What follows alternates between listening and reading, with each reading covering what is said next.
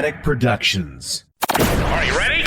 Live from the Metal Mayhem Studios in Rochester, New York. We are gold. We are gold. And heard around the world by metalheads just like you. This is Metal Mayhem ROC. Heavy metal music. Your weekly dose of metal music, interviews, album reviews, news, and more. Want to be part of the show? Send us a message through our website, metalmayhemroc.com, or hit us up on Facebook and Twitter. Search Metal Mayhem ROC. It's getting nice and heavy. Now, welcome our hosts, John the Vernomatic Verno, and direct from New Jersey, Metal Walt. Good evening, everybody. Hope everyone's doing well, staying safe, staying healthy. As the excitement builds for the fall of 2025, the NFL season kicks off tonight. There's a lot of good things going on. One of the best things is tonight's episode. We welcome to the show the one and only voice of rock, Glenn Hughes. You know Glenn from Deep Purple and Black Sabbath and several other high-profile bands. He has a new album coming out called Chosen, and he's here to talk to Metal Walt all about it. First, we want to thank you for listening to the podcast on whatever platform you're tuning in from. We're on all the big outlets, Spotify, Apple Podcasts, Amazon, Sirius. But if you're looking for something even more music, more artist interviews, and even sports podcasts, check out our partners at the Pantheon Podcast Network. Pantheon is one of the fastest growing destinations for music and sports podcasts. They're stacked with killer shows for hard rock and metal fans.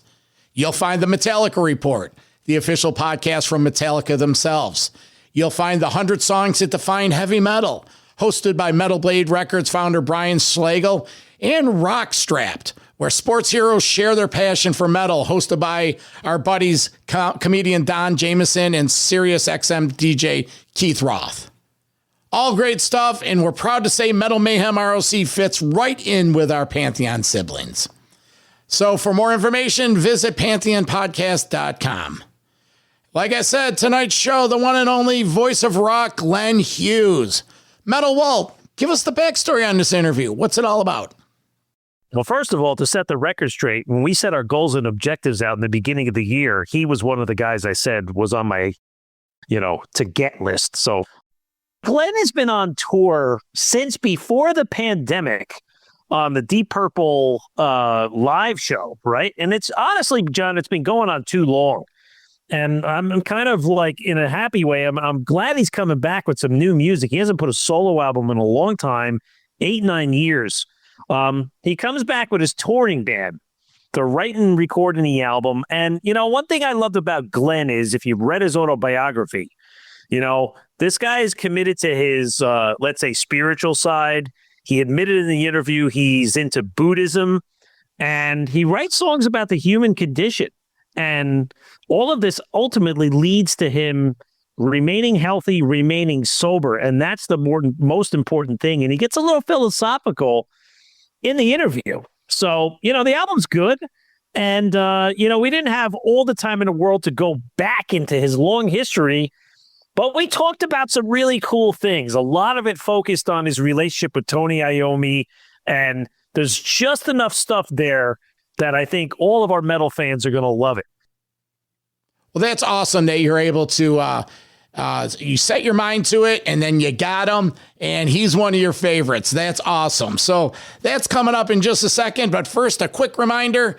Head over to metalmayhemroc.com, sign up for the newsletter to stay up to date on new podcast episodes, YouTube interviews, and alerts for our radio show, which returns this Monday night. Live radio, Metal Mayhem ROC Live on Metal Devastation Radio. I produce it. I host it. It's 3 hours of 50-plus years of metal. All the old classics, all the new stuff. I take requests. There's an interactive chat room. So get up there. Get up to metalmayhemroc.com, the website, and there's a direct link to the live radio show. While you're there, check out the merch page loaded with hoodies and shirts and hats and phone cases. The weather's changing. Maybe time to get yourself a Metal Mayhem ROC hoodie. It feels good in this dropping temperatures. While you're there, catch up on recent episodes. Last week, Sam Spade from the Midnight Devils talked touring and new music. Before that, our staff shared stories of meeting rock stars and celebrities in our unexpected run-in show. A couple weeks before that, legendary songwriter Russ Ballard talked about 50 years of writing rock anthems. And about a month ago, we kicked things off in August with our tribute to Ozzy Osbourne after the passing of the great Ozzy, featuring an exclusive new interview with Bob Daisley. If you like what we're doing here, subscribe to the podcast wherever you're listening and drop us a review. All right, let's get into this. Glenn Hughes gets real about his life in Deep Purple, his spiritual journey, and the music that still drives him. For my co-host and buddy, Metal Walt, I'm the Vernomatic. We are Metal Mayhem ROC.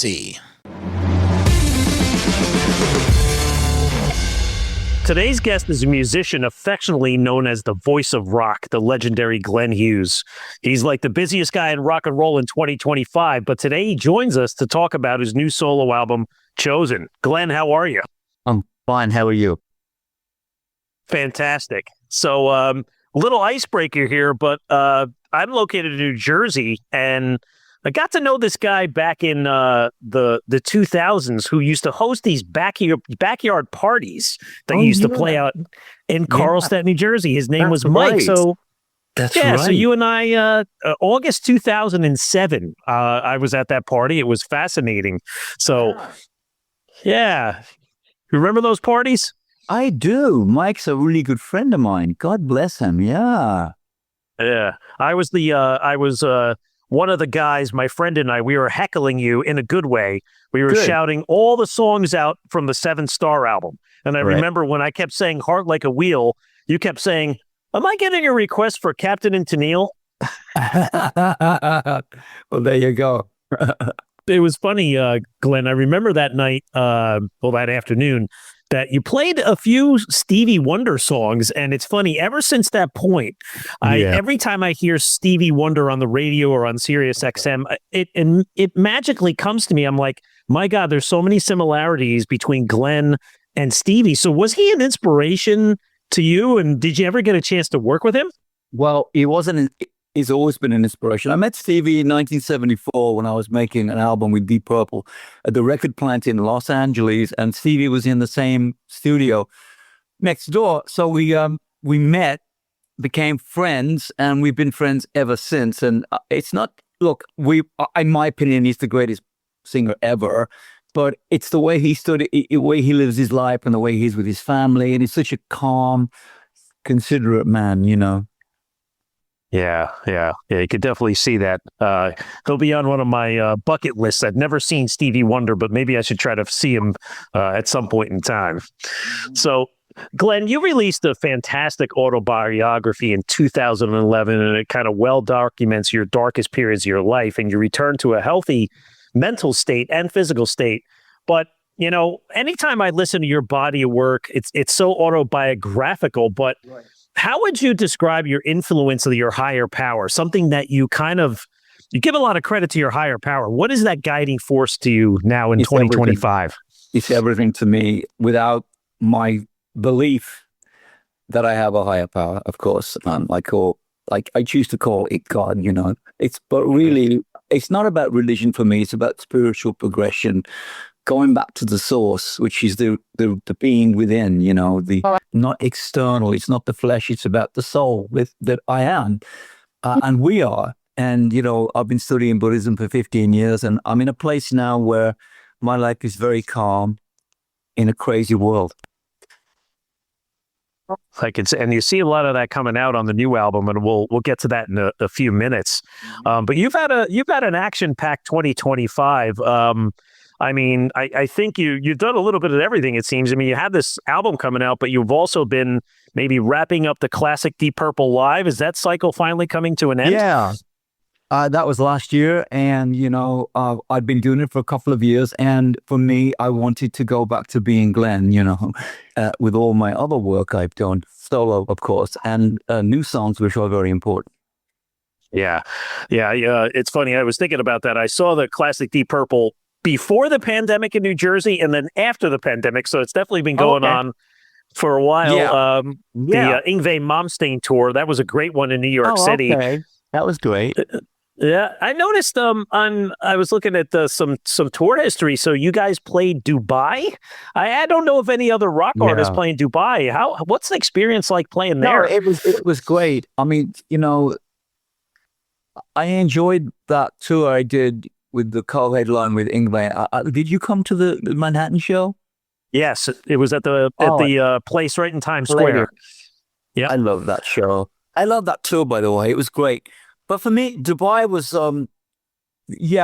I know someone that lives there, but I played a show there anyway. But it's a great opportunity for anybody that needs to go over there. It's really fantastic. Okay, I went everywhere. Okay. I went everywhere. On that tour, I went global. I went everywhere. Yeah, I could see that. Now, I've also saw that you did recently some Black Country Communion shows, right? You're out promoting the number 5 album. You played some big places, Sweden Rock and Hellfest. So how was performing to those like massive crowds? Really good. I mean, the band are back now. We're about to release a live album coming next year from that tour, and I believe we're going to make album number 6 next year too. Oh, that's great. Great to hear. Yeah, it's a lot of Glenn stuff always coming. And that's what makes it exciting. We can never get a shortage of your material. Now, even you made a guest appearance on the first Joe Satriani and Steve Vai project, the Satch Vai Band. You sing on the first single, the bluesier song, I Want to Play My Guitar. And it was funny. I recently ran into Marco Mendoza opening for Graham Bonnet in the area up here. And I was talking to him and he says, oh, yeah, that was just a great time. I love that video shoot. So how did you get involved with this project? And were those your lyrics for that song? Well, we wrote those together, Joe, Steve, and myself. Okay. But I've known Joe and Steve since the early 80s, and we've been talking about doing something like this for decades. And I love those two guys individually, and I love their musicianship is absolutely phenomenal, as we all know. But again, we've been talking about doing something like this, and I got a call from Joe in late last year about writing at Steve's studio, which we did. We recording the song at Steve's place, and we went over there and created that song. Yeah, it's a good one. It's a good one. I'll be speaking to Marco Mendoza next week, so I'll have to mention that you and I were chatting. So on to the new album, Glenn. So this is your first new solo album in 9 years. The title Chosen, it sort of carries a sense of destiny or divine purpose. Like, is that the reflection of where you are now artistically and spiritually? Exactly. I mean, for me, each album is a little bit different to the one before, and this one is even more spiritually progressive than Resonate. I thought Resonate was a great album, by the way, and here I am making, I guess, a follow-up to Resonate. Sure. And I created those songs early last year and went in the studio in Copenhagen in June, and what you're hearing is the session. Yeah, it's I've had the advanced copy for about 3 weeks now, and I've played it a lot of times. It's a fantastic body of work. I want to ask you some questions about some of the songs, but were there any, let's say, emotional or life experiences that sort of shaped the writing of the songs? Anything in particular? Well, everything I write is about us. I generally write how I'm feeling about the human condition, just about everything that happens in life, not just about me. Yeah, but I'm telling stories that hopefully people will relate to, So when I'm making my music, I'm writing for what I consider to be me, but hopefully people will understand what I'm saying. Sure thing. I'm a feeling person rather than technical. Yeah, well, absolutely. You could always hear the emotion come out in, especially your singing. There's a lot of passion behind your singing in the different ways that you sing, but also in your bass playing as well. But maybe talk about the cover art. It's kind of a calming, feel to it. The sunrise near the coast with the rocks. Like, what's the symbolism behind why you chose that cover? Well, it's a resting spiritual stillness, which for me, if I can stay still and sometimes quiet, it speaks to me. Stillness really is something that really speaks to me. And that's why I'm doing what I'm doing now, it's like returning home to my spiritual background. And what you see on that cover is where I feel I am. Metal Mayhem Mayhem ROC.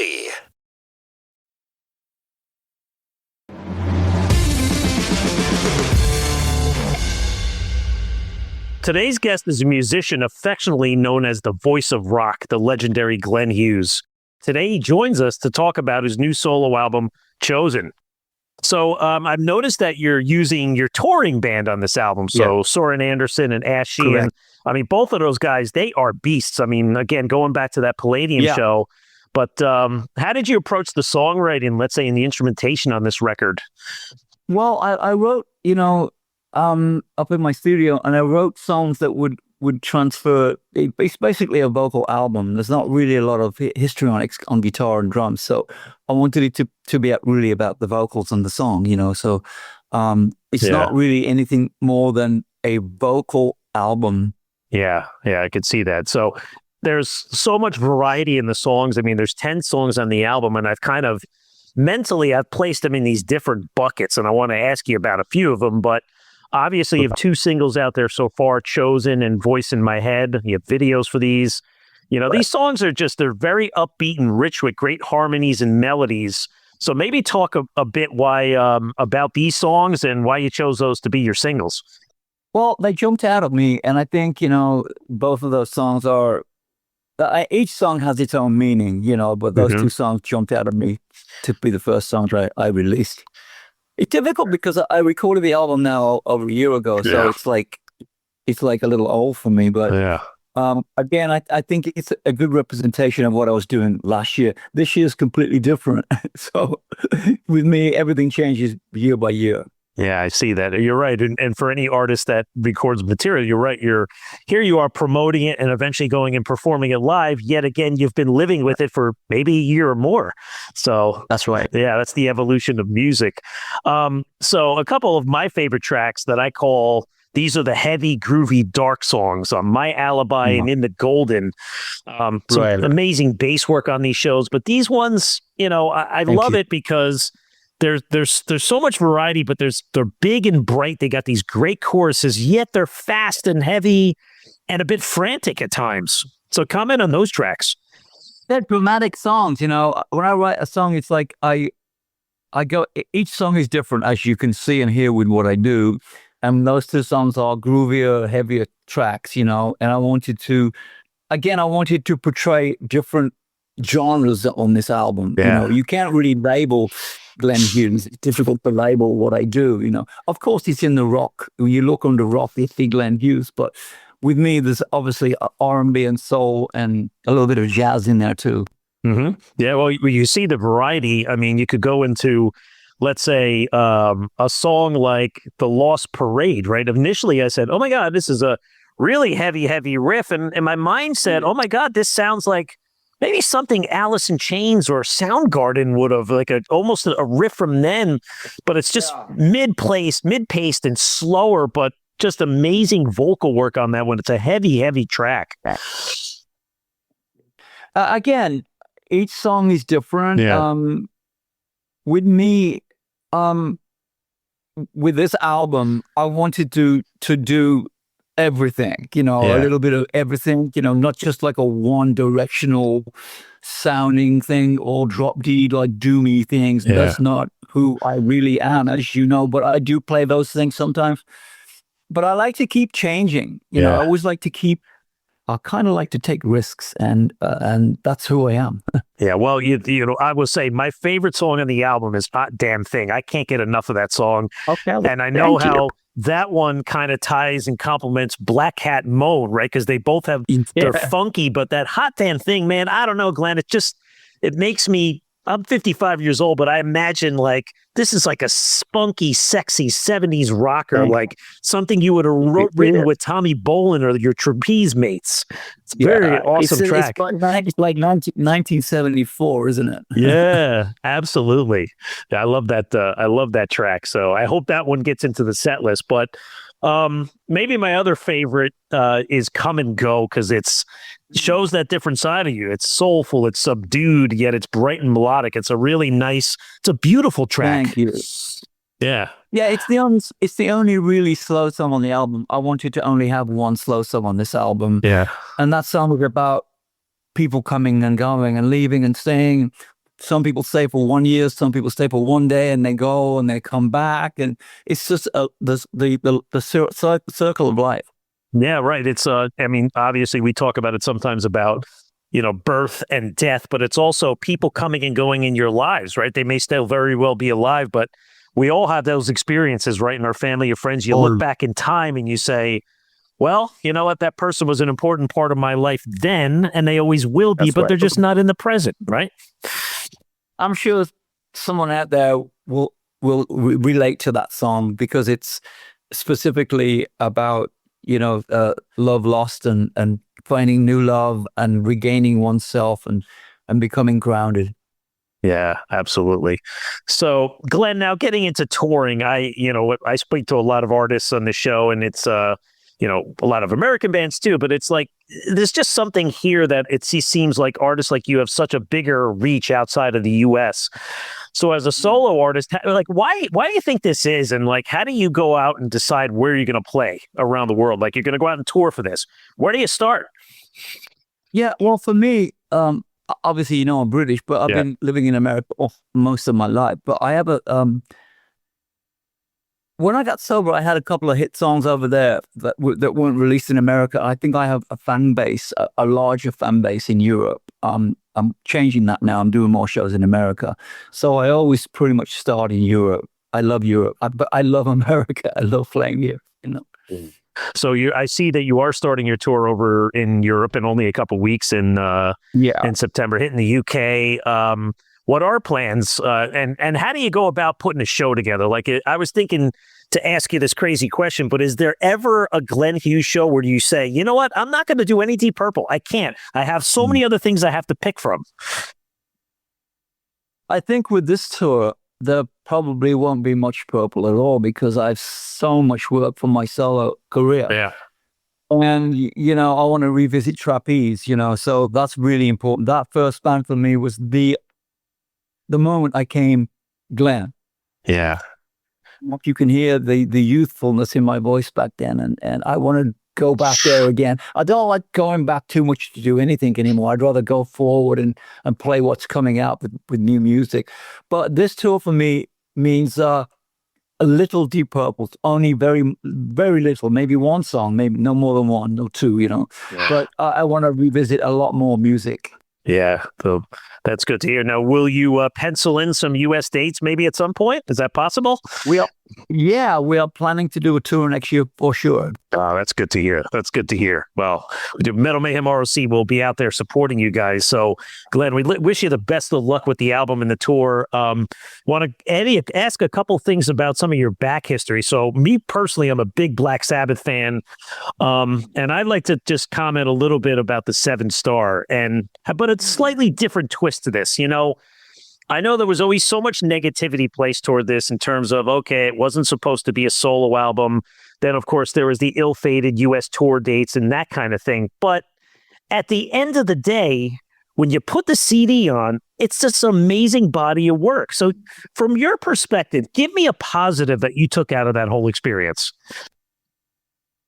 Well, Tony and I put the album together first in Los Angeles, then we moved to Atlanta, Georgia, and Tony and I were very, very close, and we still are. In that period, we were writing those songs together. And again, when we were writing that album, we thought it was going to be a Tony solo album, So all those songs were meant to be for his solo album. And of course, on the very last song, the manager, Don Arden, Sharon's father, said that Warner Brothers wanted to call it, featuring Tony Iommi, Black Sabbath. So he was very upset about it. And I mean, I love, love Ronnie and Ozzy. They're very good friends to me. Right. I'm not a Black Sabbath singer, as you know, and I'm not, but I thought I was doing a Tony solo album. I'm very happy with the way the album turned out.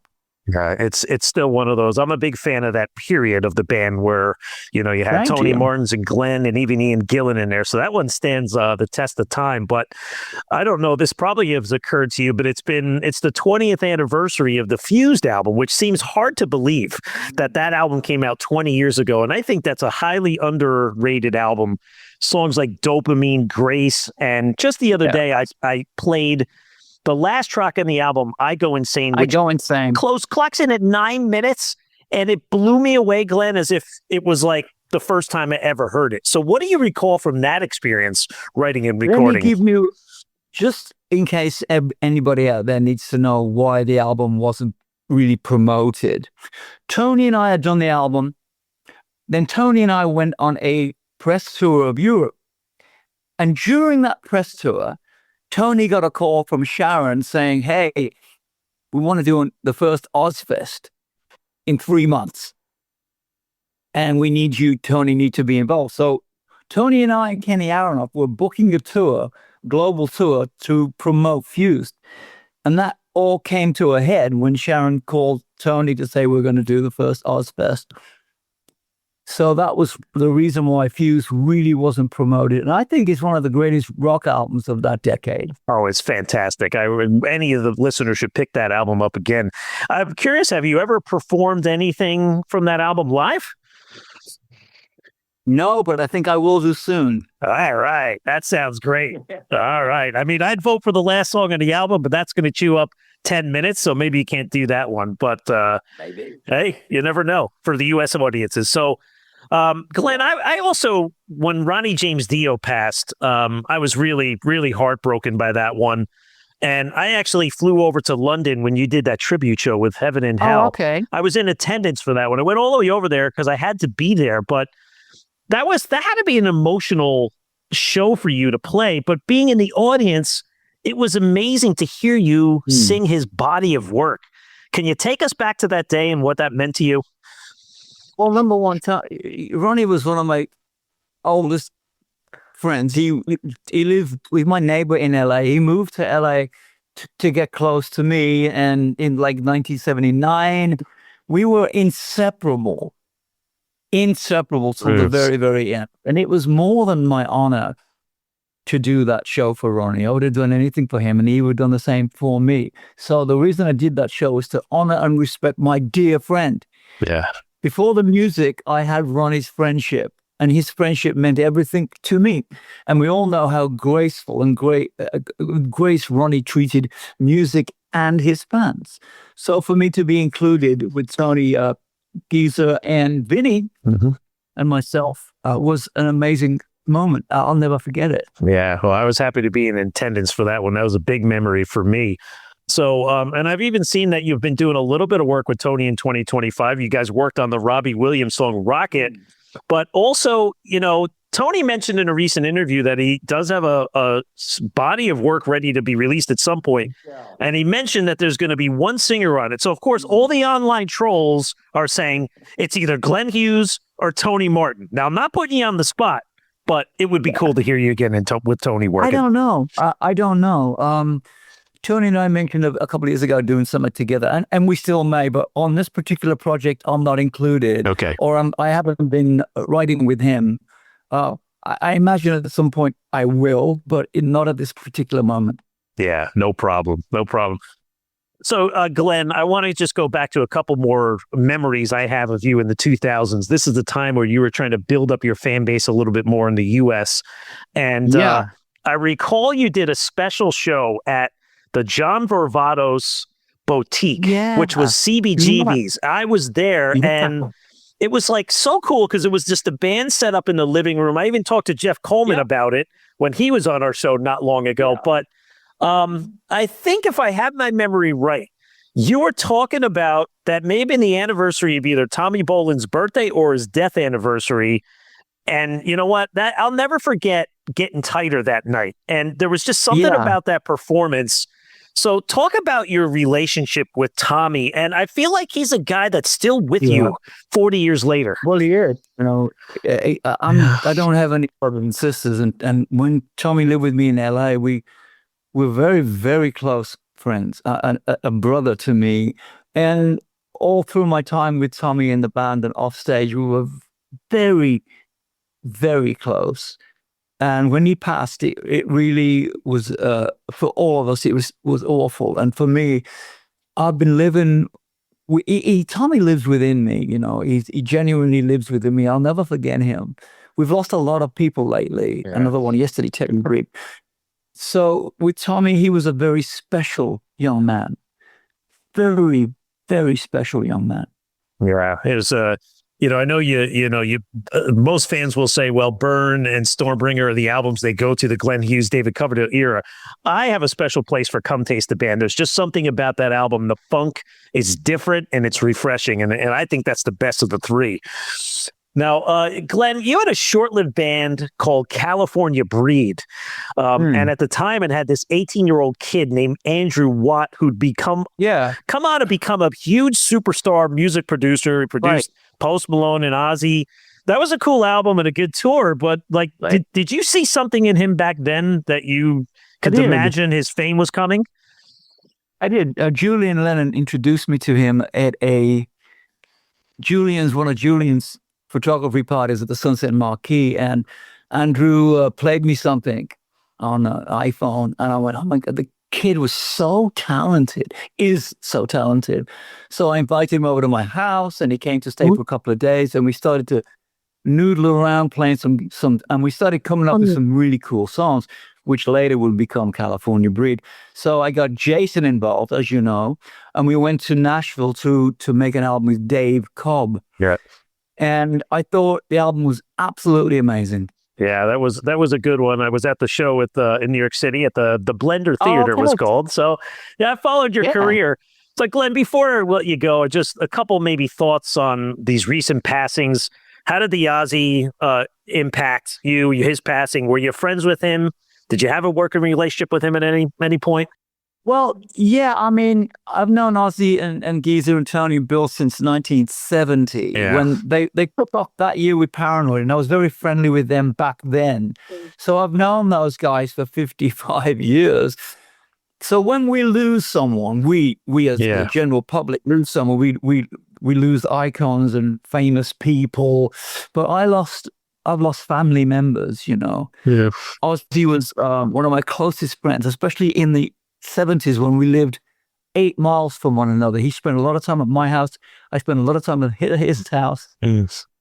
He wanted me to be in a band with him in 1979 when he left Sabbath. And at that time, I didn't want to go back to playing bass guitar and singing second vocals with respect, because I love Ozzy very much. I just wanted to be the Glenn Hughes we all know now, lead singing bass player. So I have to decline that. Yeah. But all through these years, Ozzy's been very, very close to me. Ozzy was one of the most genuine guys you will ever meet. Genuine, loving, kind human beings. Yeah, we could see that. And, we all have his legacy and all of the past greats' legacy. I just saw something come over the news front a few minutes ago that John Lord's wife passed away last night. Yeah, so you'll see that coming through the wire as well. What was her name? I can't remember her name. It was on my Facebook, but it popped up that John Lord's wife passed away. Is she Nikki? You kidding me? Yeah. Sorry. I'm a bit stressed. She was a friend of mine. Okay, yeah. I didn't write it down, but you'll be seeing that coming. Well, here we go. You see, here you go. You're telling me something. Talking about passings, and there's another one. You know. Yeah. Oh God, that's really sad. Yeah, it is sad. Oh, I'm really quite shook up on that one. Yeah. Well, I'm sorry for that loss and everything. But Glenn, I wish you the best with this Chosen album and the tour. And I hope those tour dates come through in the States. And I would love to say hi to you again after all these years. So listen, you've been an amazing interview today. You're a very smiling person. I want to say thank you to you and all my friends across America, especially in the Northeast. You know I love you. One of my favorite places in the whole world. And I look forward to seeing you again sometime soon. Sounds great, Glenn. So for more information on Glenn Hughes, head over to glennhughes.com for all of his news, tour dates, and links to his socials. Thank you so much. For my guest today, Glenn Hughes, I'm Metal Walt, and this is Metal Mayhem ROC.